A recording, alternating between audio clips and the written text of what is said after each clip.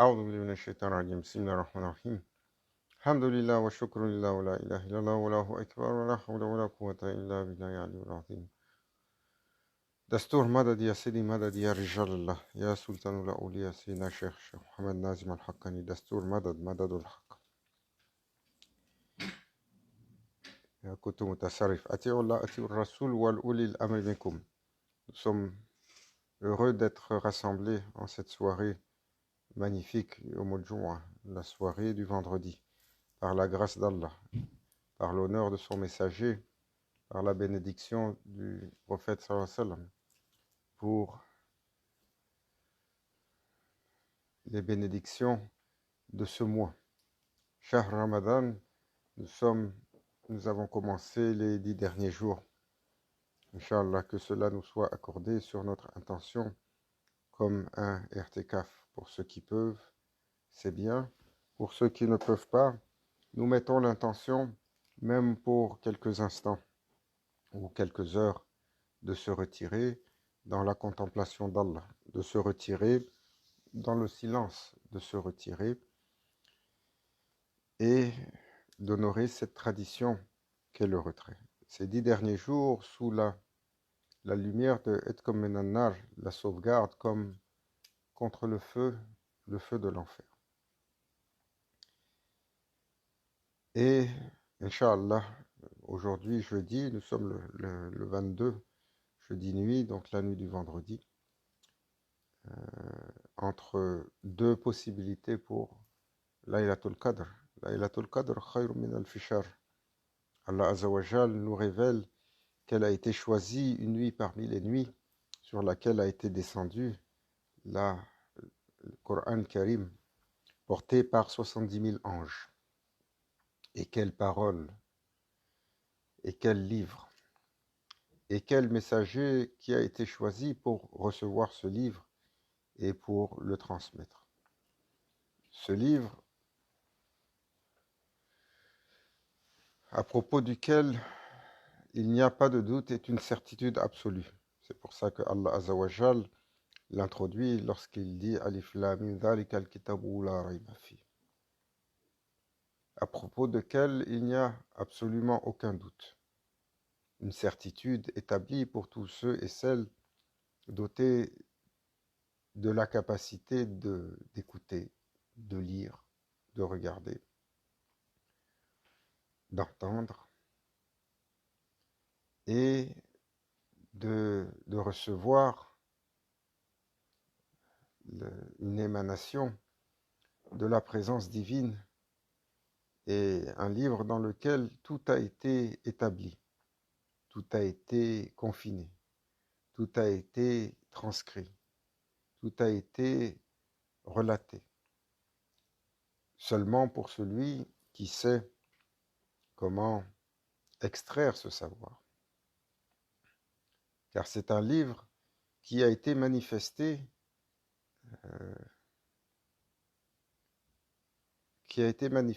à travers 23 années de messages, de façon très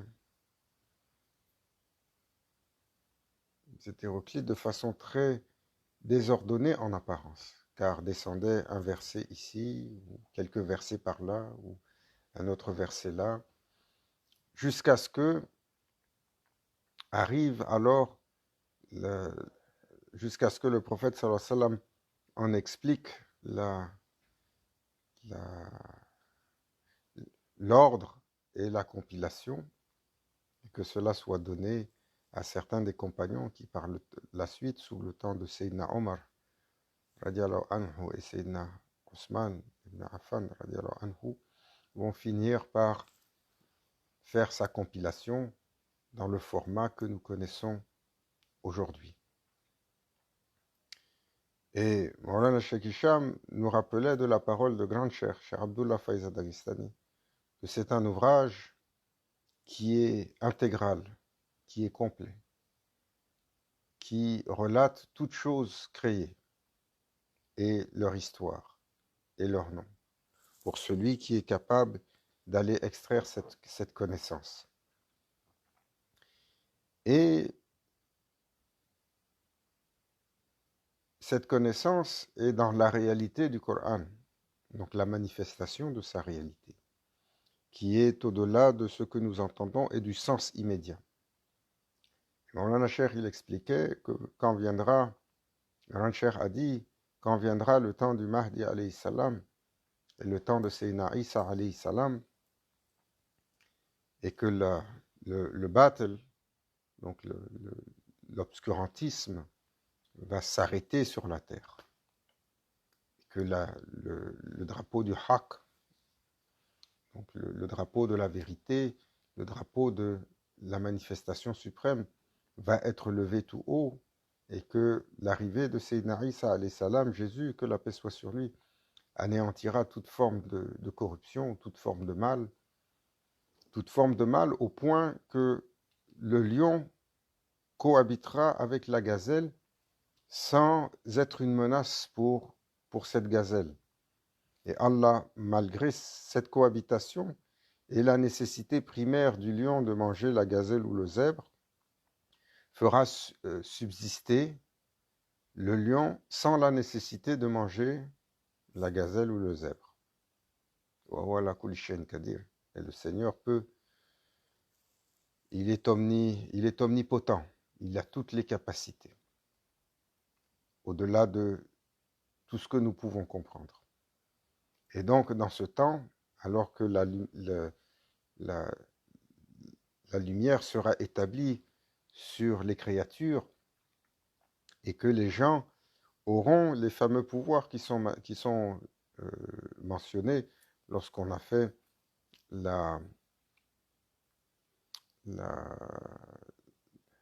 les commentaires sur le livre de Maulana Cheikh Hicham sur combattre les 17 caractéristiques et le cheminement du disciple, les 10 étapes de son accomplissement, et par la suite les 10 réalités qui vont être ouvertes à son cœur. Arrivera ce temps où Hakikatutai, ce pouvoir de plier l'espace et de se déplacer par le pouvoir de Bismillahir Rahmanir Rahim, sera accordé au serviteur. Et il pourra, d'un espace de la terre à l'autre, en l'instant d'un clin d'œil, par la mention de Bismillahir Rahmanir Rahim, se déplacer et se déployer. Mais l'humain sera également dépourvu des caractéristiques de son nafs, qui vont être épurées par la traversée de la fournaise ardente,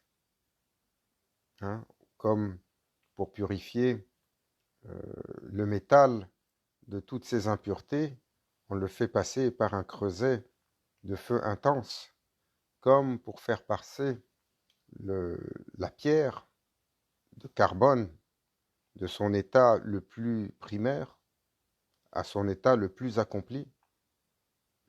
Vous prenez l'élément le plus bas de la création, le plus simple et le plus en abondance, et surtout celui qui a le moins de valeur, le carbone.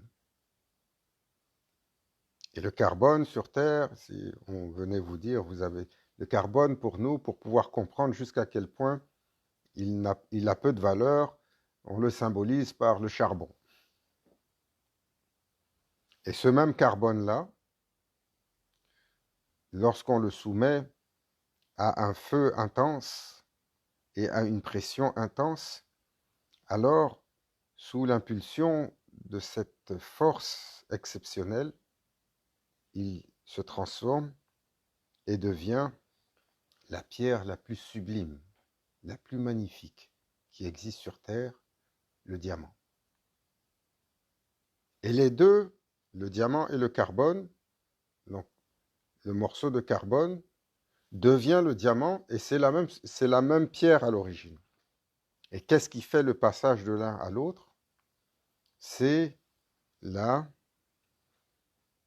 force incommensurable de la pression qui est exercée et la chaleur intense, qui est symbolisée dans le cheminement du disciple, dans le cheminement du chercheur, dans le cheminement de celui qui est en quête, par les tests, par les épreuves que Allah Azzawajal a inscrit pour que, tel le papillon, le ver de terre qui rentre dans sa chrysalide, rentre dans cette période de transformation et en ressort comme un papillon léger, sublime, qui est porté par l'air.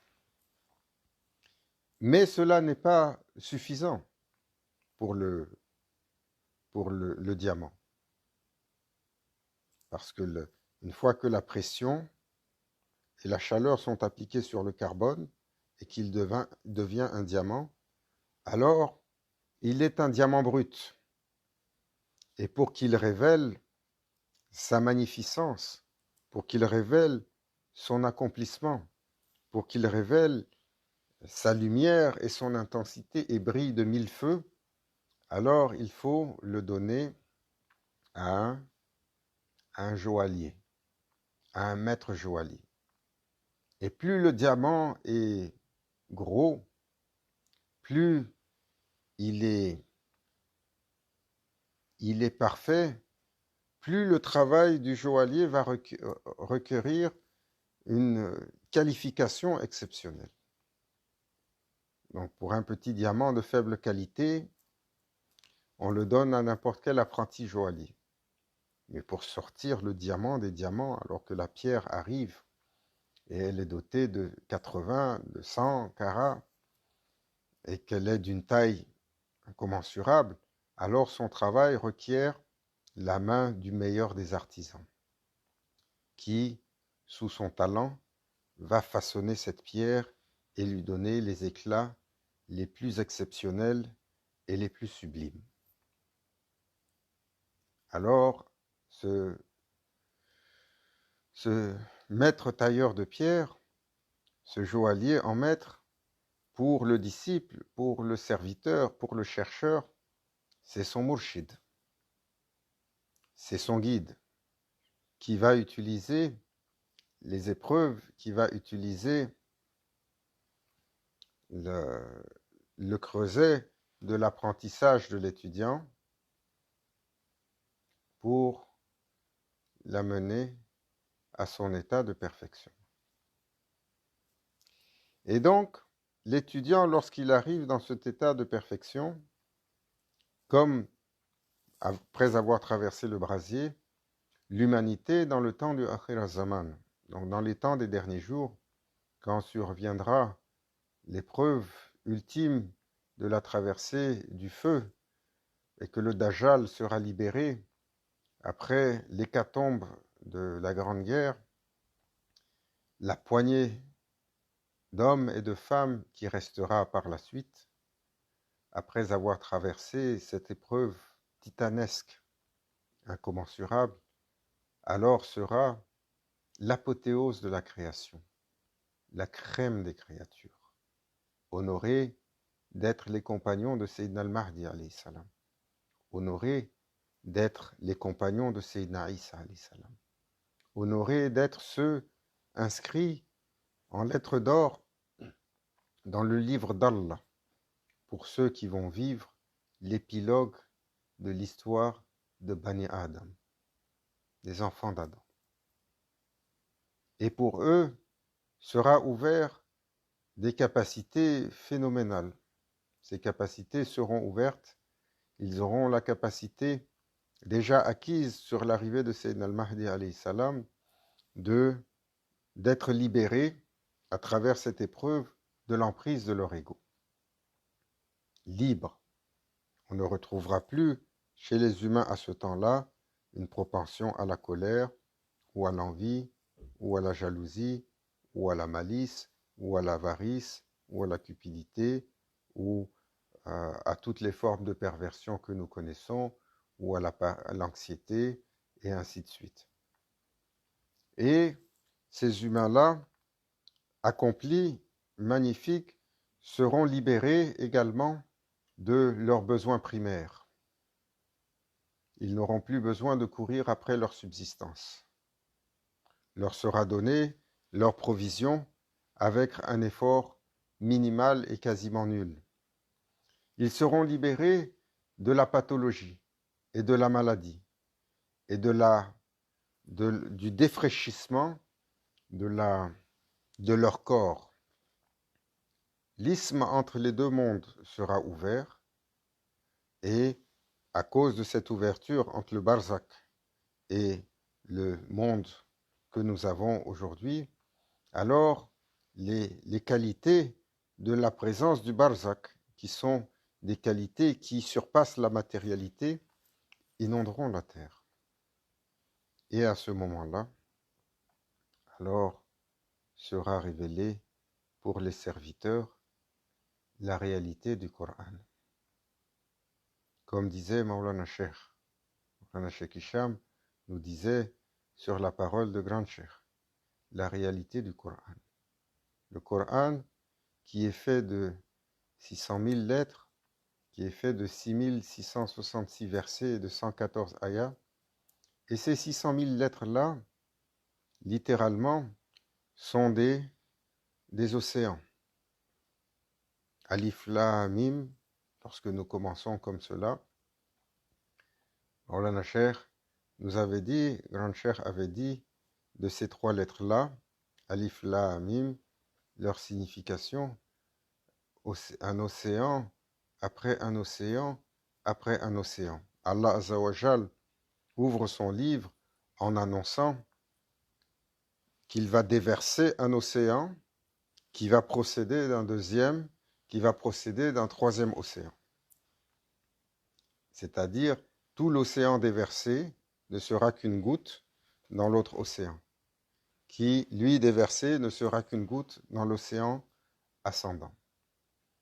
Alif Lam Mim, qui représente, comme nous le mentionnait Cheikh Nour hier dans sa sohba, représente le serviteur qui s'en va dans son adoration, qui s'en va en ibad, avec ses trois prosternations. Alif lorsqu'il est debout, Lam lorsqu'il est en ruku, Mim qu'il écrit avec son corps, alors lorsqu'il s'en va en prosternation. Invitant alors le serviteur, Allah Azzawajal invitant son serviteur à passer à travers ce livre dans sa prosternation au Seigneur des mondes. Et va se déverser alors, Maulana Cheikh disait, une lumière inimaginable sur chacune des lettres. Et lorsque le serviteur viendra pour lire la parole de son Seigneur et qu'il ouvrira ce livre sublime et majestueux, et dès qu'il ouvrira, alors que ses yeux iront sur la première lettre, celle-ci s'illuminera comme un océan de lumière.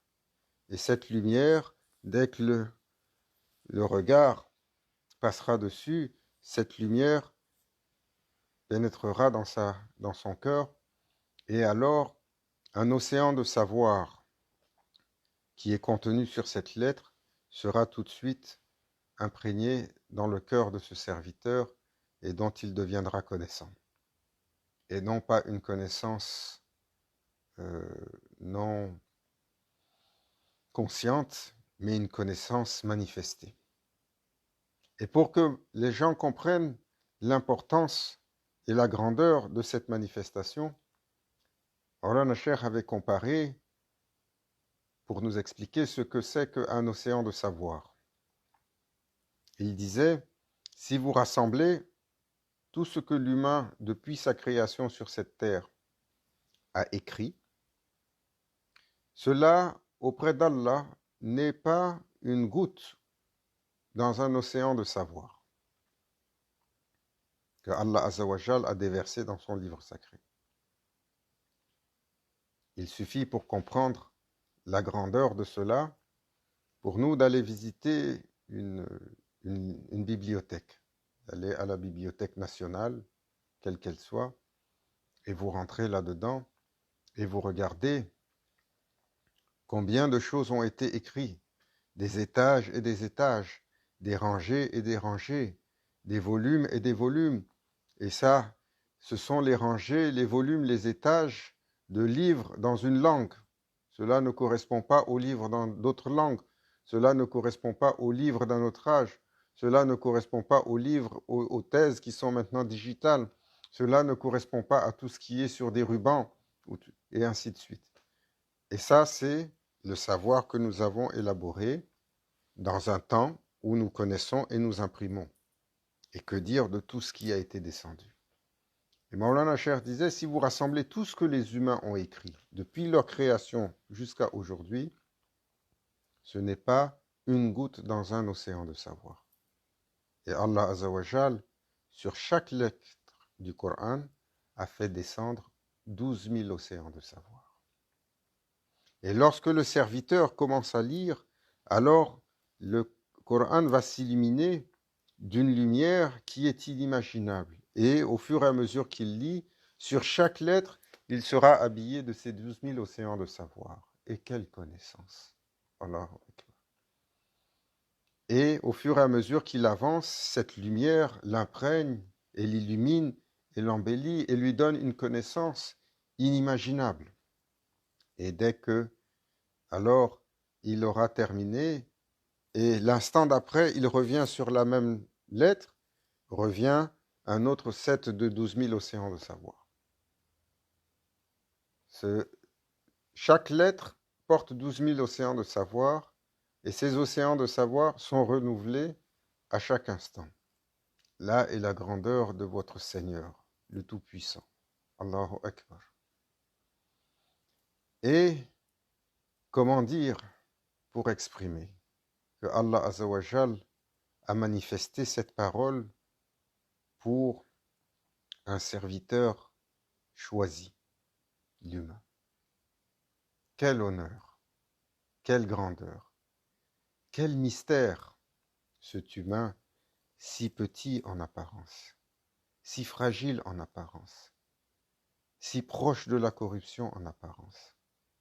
Et c'est pour ça que lorsque le Seigneur des mondes dit « Voilà kat karamna bani Adam » et quel sublime honneur lui a été donné de porter cette puissance, de porter cette capacité, d'être le récipiendaire de ce livre manifesté de la parole du Seigneur des mondes. Et lors de cette nuit sublime, Laylatul Qadr, que Allah Azzawajal équivaut à 1000 mois dans sa valeur, va être descendu ce Coran par 70 000 anges. Et quel ange! Et quel ange! Peut-être l'un d'entre eux aussi grand que tout l'univers, et Allah sait. Car les anges, dans leur description, nous savons qu'il y a des anges, lorsqu'on a fait la description de Sayyidina Jibril, alayhi salam, lorsqu'il ouvre 2 de ses ailes, elles couvrent tout ce qui est créé entre l'Est et l'Ouest. Et pourtant, Allah Azzawajal lui a donné 600 ailes, et dans une autre tradition, 18 000 ailes. Mais Sayyidina Jibril, alayhi salam, malgré sa grandeur, lorsqu'il est en présence de d'autres types d'anges, ceux-ci le prennent dans la paume de leurs mains et l'approchent de leur oreille et leur demandent « Quel est l'ordre de mon Seigneur ?» Décrète que nous soyons parmi les obéissants. Allah Azzawajal, sa grandeur et sa magnificence n'est pas simplement en apparence, donc ce que nous pouvons constater dans la grandeur de cette planète et la suprématie des montagnes et la puissance de l'éclair et de la foudre et du tonnerre et de la grandeur des cieux. Mais ô combien tous ces cieux, le jour du compte, alors seront simplement enroulés tel un parchemin. Et aussi grand que peut être l'univers, le Seigneur des mondes pourra le faire disparaître dans la pointe d'une aiguille. Comme nous savons, Allah peut faire passer tout l'univers dans le trou d'une aiguille sans grandir ce trou et sans réduire la taille de cet univers. Wa huwa ala kulli shay'in qadir. Et cette manifestation du Coran, portée par 70 000 glorieux, a été descendue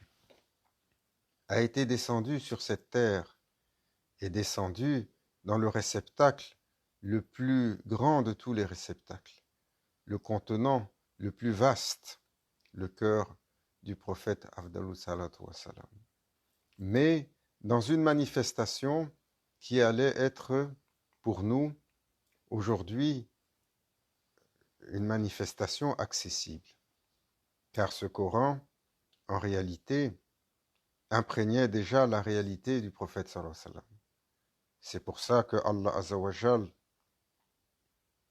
dit dans la sourate Ar-Rahman, Bismillahir Rahmanir Rahim, Ar-Rahman, Alama al-Qur'an, Khalaqa al-Insan. Il rappelle que le miséricordieux, Ar-Rahman, a créé, a enseigné le Coran. Et par la suite, Khalaqa al-Insan a créé l'humain. À qui a été enseigné ce Coran? Ce Coran a été enseigné à la réalité muhammadienne. Habibik al-Mustafa Afdalus Salatu Wassalam, à la lumière de notre messager.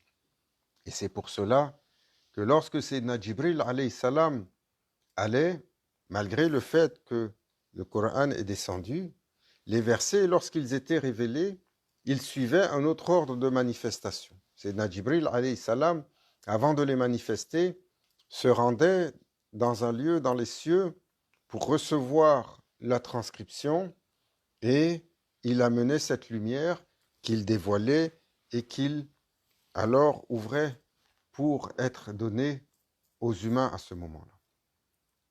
Et le prophète sallallahu alayhi wa sallam qui recevait cette transmission, tel le code pour pouvoir ouvrir ce qui était déjà descendu dans son cœur lors de Laylatul Qadr, demanda: Ya Jibril, mon ami, d'où tiens-tu ces versets nobles? D'où tu les reçois? Et Sayyidina Jibril alayhi salam lui répondit: Ya Rasulallah, je ne sais pas qui me les donne.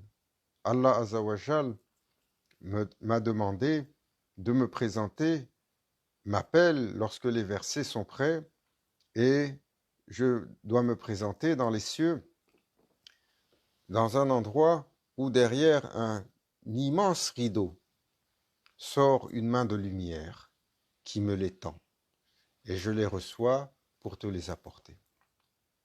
Et le prophète sallallahu alayhi wa sallam lui demanda: Ya Jibril, la prochaine fois, va et tire ce rideau pour regarder quelle est cette main qui te la donne, qui te donne les versets, pour que je puisse le savoir.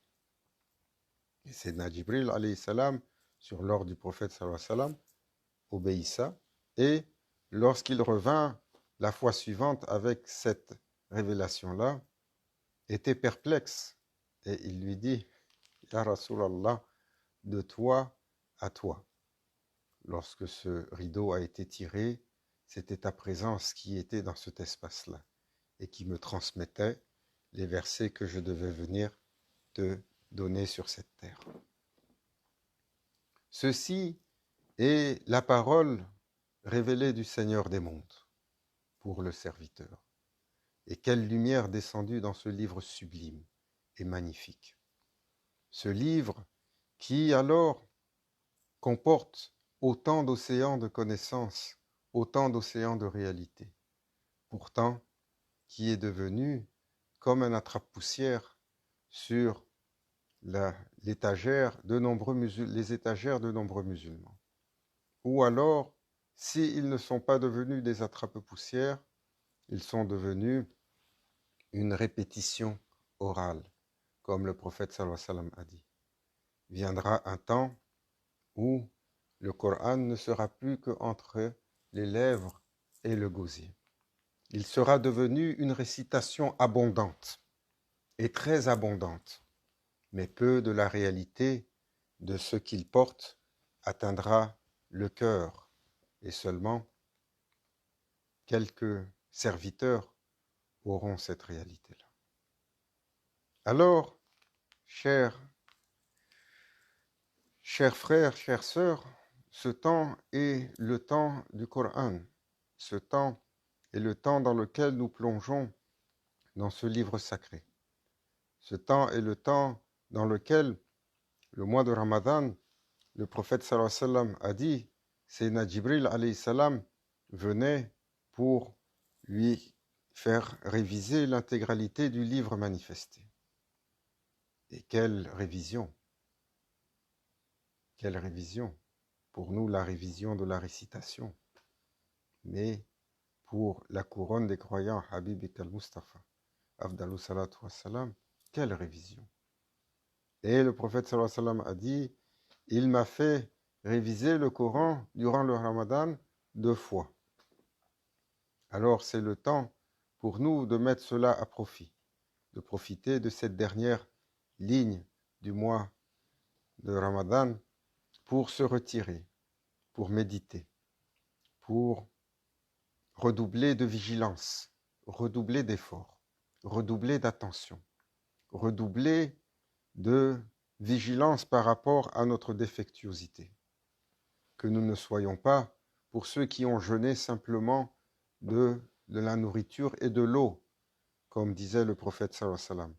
Nombreux seront ceux dont le jeûne ne sera simplement qu'un jeûne de la nourriture. Ils auront oublié le jeûne du comportement, et ils auront oublié le jeûne des actions, et ils auront oublié le jeûne de la parole, et ils auront oublié le jeûne de la pensée, et le jeûne de l'intention.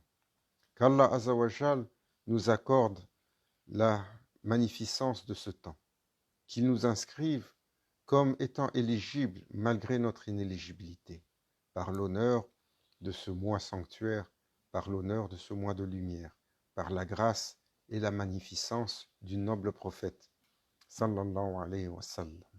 Qu'Allah Azza wa Jal nous permette de le terminer en beauté, qu'il nous permette de le terminer de façon sublime, qu'il nous permette de le terminer de façon honorable, qu'il nous permette de le terminer en victoire, qu'il nous permette de le terminer avec les victorieux, qu'il nous permette de le terminer avec les illuminés, qu'il nous permette de le terminer dans la tradition du noble prophète, sallallahu alayhi wa sallam.